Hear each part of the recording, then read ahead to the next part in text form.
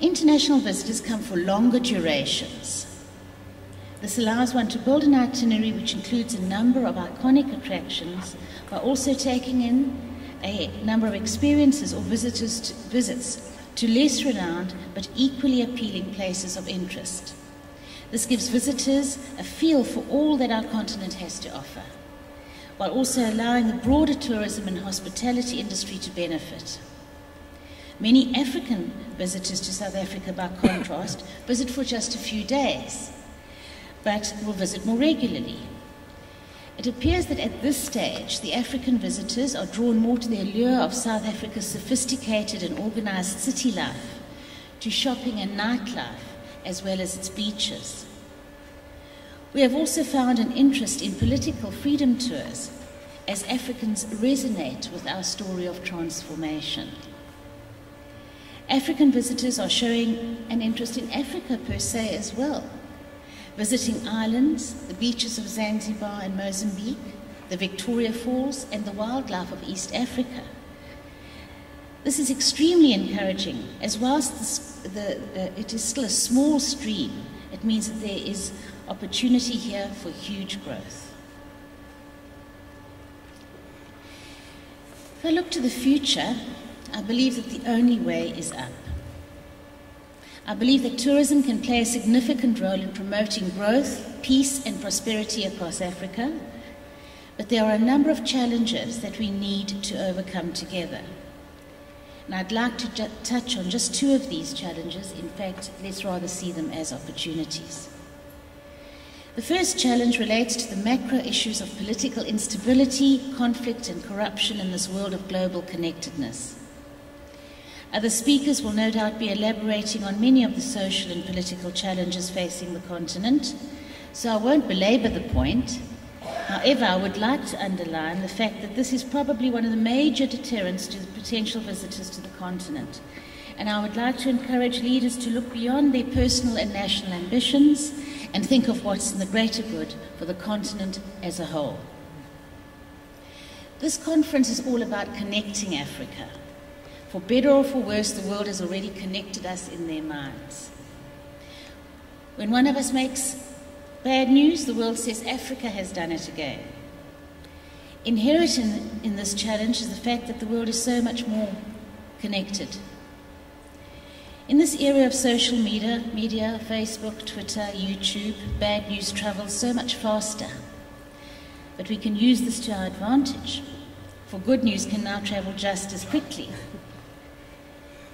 Africa provides a tourism product that offers a warm and friendly and willing service, coupled with some of the most outstanding and awesome, life-changing experiences. This news is beginning to travel, and we as a continent need to keep at it. Let's get our visitors twittering away. Let's work together so that when the people of the world say Africa has done it again, they will be talking about another great example of excellent service, of unequaled hospitality, and of an awesome holiday experience. And this will bring their friends flooding in to experience all that our continent has to offer. A second challenge we face is the high cost of visas. Southern Africa is regarded as a long-haul flight for many parts of the world. The flight costs are high to start with, but the cost of Africa as a destination is driven up by the high visa costs. I'm a strong supporter of a Schengen-style visa and believe we need to push ahead with these for our main regional blocs on the continent. I've long called for the establishment of such a uni-visa for the SADC region. The advantages would be numerous. A uni-visa would reduce the visa cost portion of travelling in Southern Africa, while eliminating much of the red tape that can accompany international travel. By offering greater convenience, we will encourage freer travel by tourists between the various countries in the sub-region. It would surely allow a greater degree of spontaneous impulse travel by tourists across our borders and should also facilitate more efficient border crossings. A uni visa would also encourage cross-country training and promotion by all the participating countries. This is not a new idea. It has been debated by a number of forums in the past. However, I believe it is time for leaders in the region to step up and make this a reality. In conclusion, I'd like to just share my vision and hope for the future of Africa. And as it is, it lies in four things, 4 C's, as luck would have it: children, connectivity, conservation, and collaboration. My hope lies first and foremost with the children. Right now, 60% of Africans are 25 years old and younger. I foresee each successive generation of Africans will become more aware of the possibilities that exist for this continent. I believe they will bring an innocence and a concern for the greater good. I'm encouraged by the enlightened thinking, particularly among the youth in North Africa, the tech-savvy Generation Ys, who through internet, TV and social media are seeing an alternative to autocracy and dictatorship. They are taking charge of their own destiny. My hope lies secondly in the connectivity which we are focusing on in this conference. It gives me great hope to see the increasing connectedness of our continent, which is helping to foster mutual understanding and collaboration. Political connectedness, business and trade connectedness, telecommunications connectedness, airline connectedness, and ultimately the growing level of people connectedness, bringing a cross-pollination of ideas. It was pleasing to see the high number of African countries promoting themselves for the first time at our annual Durban conference this year. And you will see from the slide that there were 18 African countries represented, of which 1,008 were South Africans and 384 were other African participants. It was absolutely terrific. There also seems to be a greater amount of overland travel taking place across the continent, as is evidenced by the number of African travel books on the shelves of our bookstores.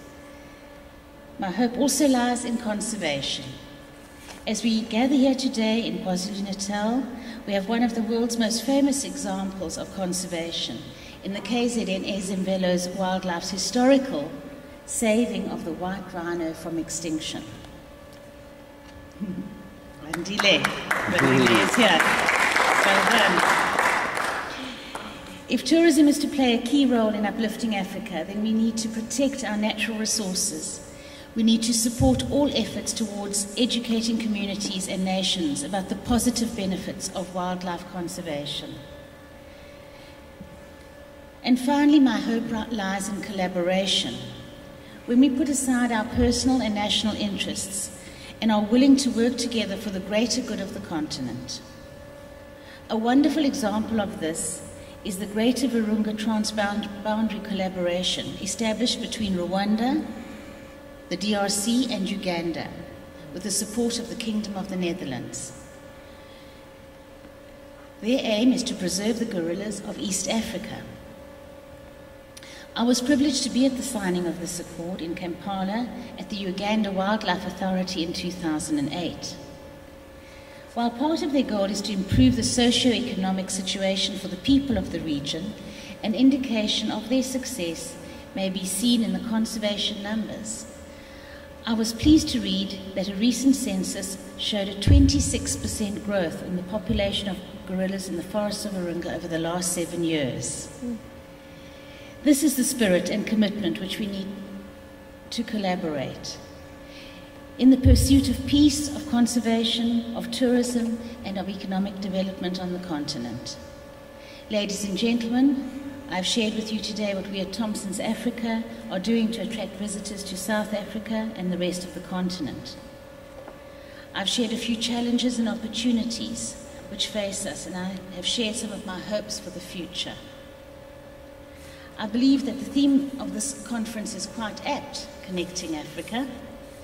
We are all connected as Africans, and I long to see this continent and its people rise up and realize their potential and a better life for all. And I commit myself to the rallying of the tourism community to work together and play its part in achieving Africa's renaissance. Thank you.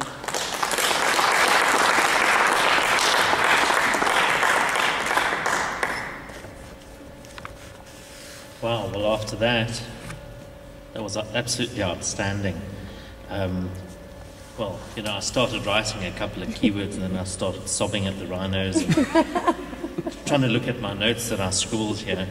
One of the big things that I really took out of that is partner of choice in Africa, making experiences that suit Africans in Africa, local and international travelers alike, who will speak of their memories by twittering. And the greatest thing that I got out of that is preserve and maintain what's really there. And that rhino, there's a very dear friend of us here in KwaZulu-Natal who'll be jumping out of planes, or several people will. We've given some room nights. That's what we can give towards the rhino. But really, it's very, very real, and it's a real great threat. And if you have anything in your power that you can do, please make it heard. And then lastly, you had 3 C's. For me, thank you, Cece. It was lovely. Moving on, from wonderful Africa, which is really